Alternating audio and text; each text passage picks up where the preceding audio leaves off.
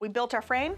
Now we've got to decide, what are we sitting on? I'm not talking about the cushions yet. I'm talking about what is supporting the cushions and your tush when you sit on your sofa.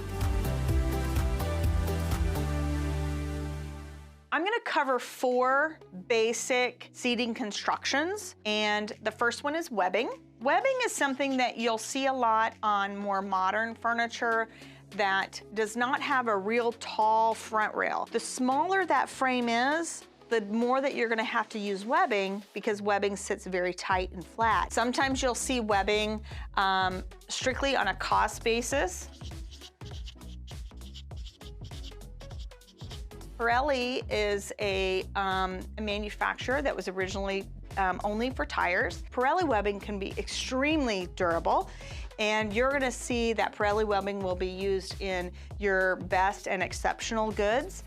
And then you also have webbing that is strictly used for cost purposes. So just know it's not good or bad, it just depends on the webbing. The next one is what we call the Z-spring, or the no-sag sinuous wire. This is probably 70% of your sofas out there. If you think of your frame box, okay, so now we're looking at the frame straight on, bird's eye view. So that no-sag sinuous wire, or that Z-spring, comes from front to back and is held there with little metal clips. Whether you're looking at that $800 sofa or that $3,000 sofa, they both can use this type of spring with a few differences.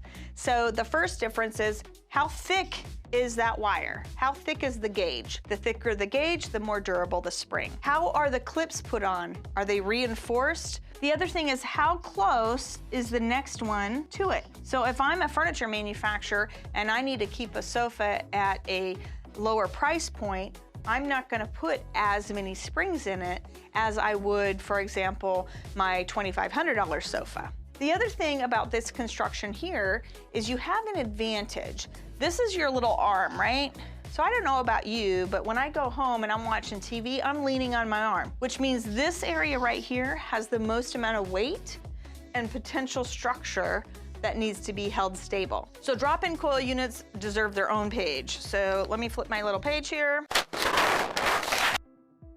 What I want you to think about is, I want you to think of mattress springs. They're coils. When sofas were first constructed, they had the springs, and then they were tied 8 different ways to another coil right next to them. So that is how the 8-way hand-tied sofa was constructed. It's very uniform on the ride. When you sit in it, it doesn't matter if you're sitting on one side or the other side or in the middle, it's gonna feel relatively the same. The way that they modernized it is they wanted it more consistent, right? They came up with the drop-in coil unit.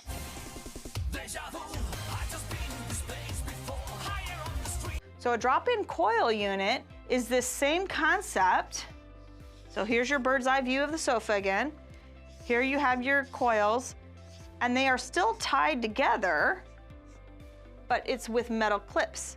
It's with a metal wire that's then clipped and wrapped around the next one, and it goes all the way down. It sits the same, and you don't have to worry about a spring coming loose, because the metal wires will keep them in place. You'll find your drop-in coils units in your better, best, and exceptional. Most manufacturers will buy 1 unit to go all across the sofa. Smith Brothers buys separate units for under each individual cushion. So what does that do for you?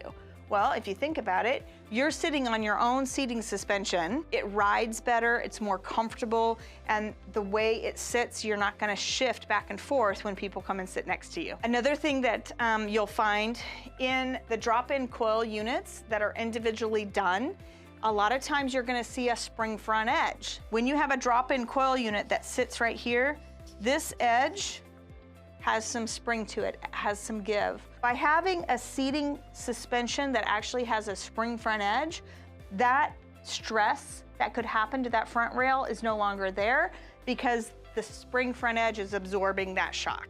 You're gonna find those spring front edges in your best and exceptional products. One thing to keep in mind, because of the spring front edge, if the sofa at all has any sort of curve to it or scalloping, It cannot have a spring frontage. It's not possible to do that. It needs to be a straight across front rail. So before we move on, I want to jump back to that 8-way hand tied for just one moment. There's also hand knotted. So there is a difference between hand tied and hand knotted.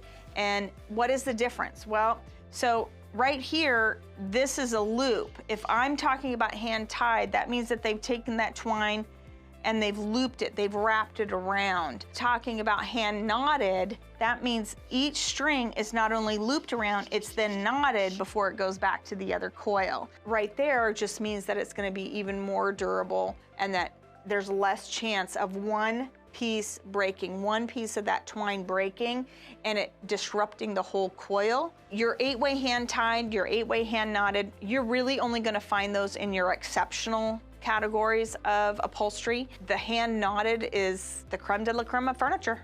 So hopefully I've given you some good tips when you're out shopping for your next upholstery item, whether it's a sofa, love seat, chair, ottoman, or a chaise, and give you some great terms that you will understand now when you go out and you ask them, how long is this gonna last? How is it made?